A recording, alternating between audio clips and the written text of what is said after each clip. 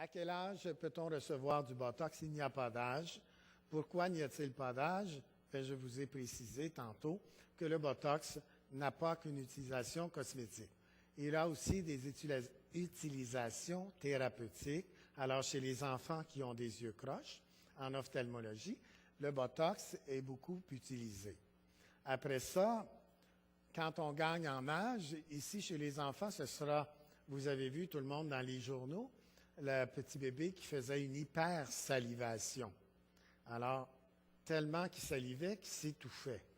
Alors, même chez les bébés, ça peut être utilisé. Le problème a été corrigé.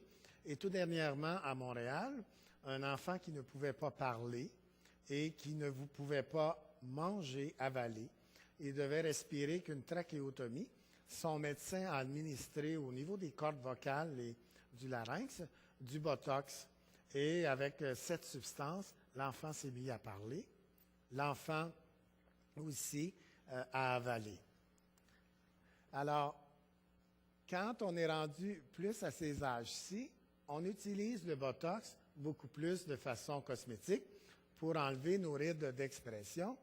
Et à cet âge-ci, on peut continuer à l'utiliser pour enlever nos rides d'expression, mais il peut servir aussi pour les spasmes vésicales. Voyez-vous, de l'enfance à grand-maman. Quand grand-maman a toujours envie d'aller aux toilettes, puis qu'elle en échappe un petit peu, eh bien, les urologues vont aller par endoscopie au niveau de la vessie, injecter des petits points de Botox à l'intérieur de la vessie, et le retient-bien va aller beaucoup mieux. Alors, quels sont les